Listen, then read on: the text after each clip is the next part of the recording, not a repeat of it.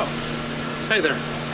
All right, so Beats and Eats, take 2. The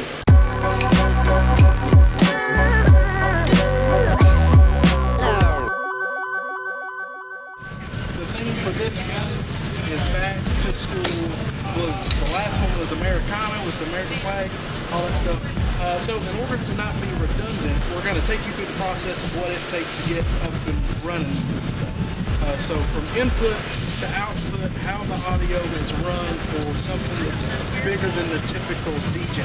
So Blake's hooking up the mics right now. We pretty much got everything set. I didn't want to bore you with that stuff because you've already seen it once.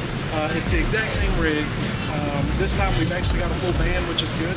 So you'll be able to get the full scope of what we do. So Trace is going to get some beat rolls, and we're going to finish, and we'll be back in a second.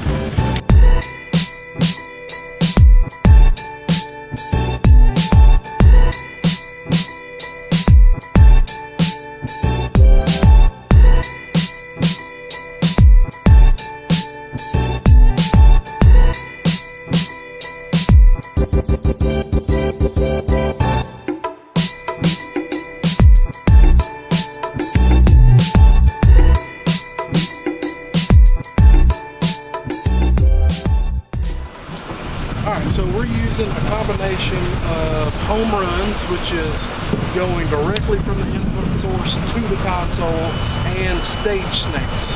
The snake does nothing but help clean up your area. On this particular stage, there's not that much room anyway. So instead of having 8, or in this case we've got a 12-channel drop snake, instead of having 12 individual mic lines going to the console, we can dedicate this stage snake by itself to drums or a particular instrument.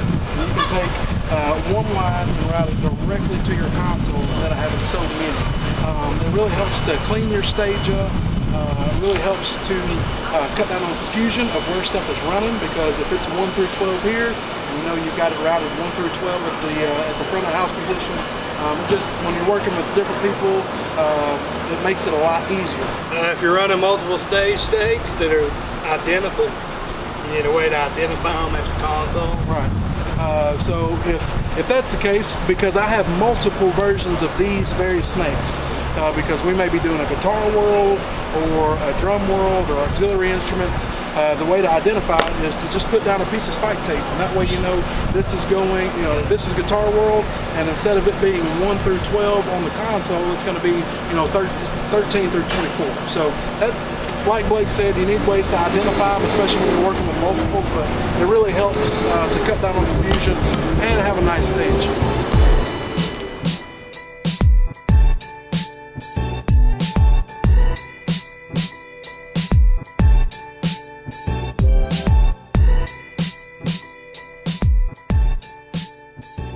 Alright, so these right here are direct injection boxes, known as DI for short. What it is it takes a 1/4 inch instrument level signal. There's a transformer inside that will step it down to a microphone level signal so that we can plug into the microphone pre's on the console. This DI right here is a Behringer Ultra DI. These are about $20. This is Radial Engineering DI. This one's about $100. This is probably the industry standard.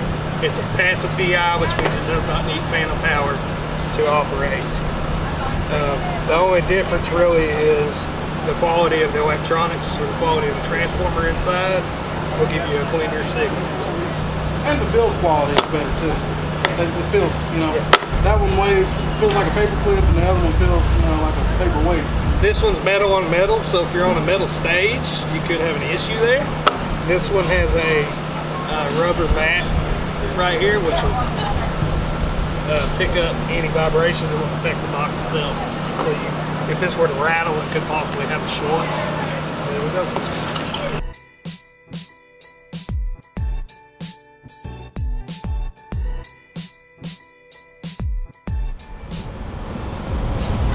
Alright, so we're fixing to start the process of wringing out the wedges, and that's something that may be uncommon for you guys. that are mostly DJs, but I know you have. You walked in front of your speaker with your wireless microphone and it just squeals and kind of blows your head off for a little bit. Now imagine, the singer, the talent needs to hear themselves, which is why they have wedges in front of them. And we've got a hot microphone, less than 5 or 6 feet from it. So what we do in the process of bringing out the wedges is we try to get the wedges to feedback as much as possible, and we'll notch that in on the sound console, or if you've got external EQs or anything like that, we'll notch it there. So we'll pull down the problematic frequencies.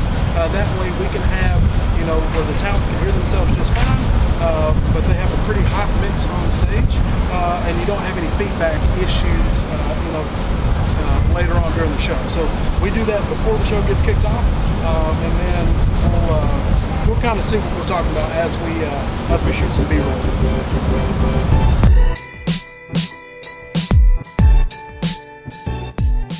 1 2 1 2 mic check 1 2 2 mic check 1 2 1 2.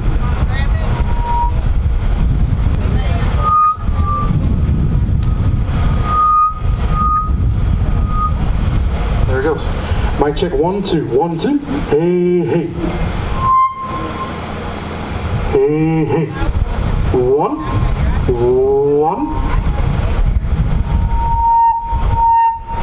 1 2. I think that's good because I got a hat on too. 1 2. Hey. 1 2. Yeah, that's good. 1 2 1 2 2. Hey hey. Mic check 1 2 1 2.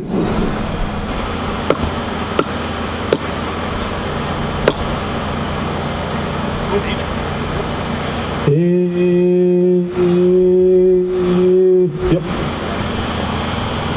Alright, so we just got done notching the wedges, and you might notice that we really didn't have to do too much because Electro Voice and a lot of the major manufacturers now are doing a pretty good job of putting in built-in DSP. So we can put the speaker on live and monitor, and that's gonna curve the sound and notch the frequencies that need to be taken care of that could be problematic.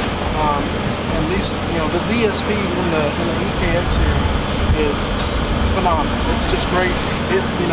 Beforehand we would spend 15-20 minutes per wedge trying to get this lined out, and now we spend 5-10 minutes and got it knocked out pretty fast, and we shouldn't have a feedback issue all night. So yeah.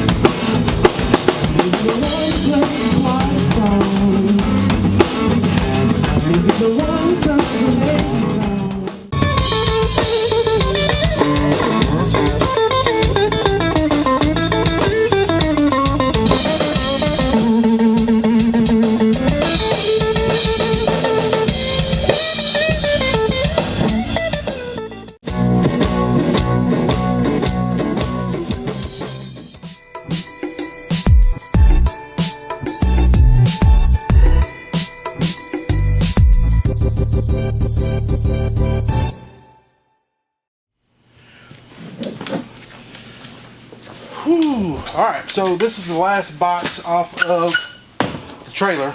All in all, gig went really well. Hopefully you learned something, either about stage snakes or snakeses. we're not cutting that out. I'm that tired. So hopefully learn something about stage snakes or direct injection boxes. We didn't run through the complete diaphragm of how we go from input source to output, but that's something I can even set up here in the shop and just kind of show you the signal path of where everything's going. But all in all, everybody was happy. I'm glad we actually got a band that plays. So last Beats and Eats was just acoustic guitars and vocalist. This one actually had a full band behind it. Even though it was a 3-piece, it still gives the full and warmthness of like a full band, which is good. Mixing acoustic acts isn't very fun or very challenging. Mixing full bands is, you know, it creates a bit of a challenge, which is, you know, what we do this for anyway. So that's it for this gig log. Like I said, I hope you learned something new. If you got some comments, questions, concerns, leave them in the box below. Trey, you're gonna pop up all of the social media like video credits like this. Be sure to put Trey the Intern. Boom! Follow him on Instagram, Snapchat, all that stuff. Like I said in all of the last videos, if you got any questions, email me. Don't call me. Do not call me. Email me. I'll email you back. And next gig, we're actually doing production for Yin Yang Twins coming up here in just a few days. So we'll take you along on that. And until next time, later.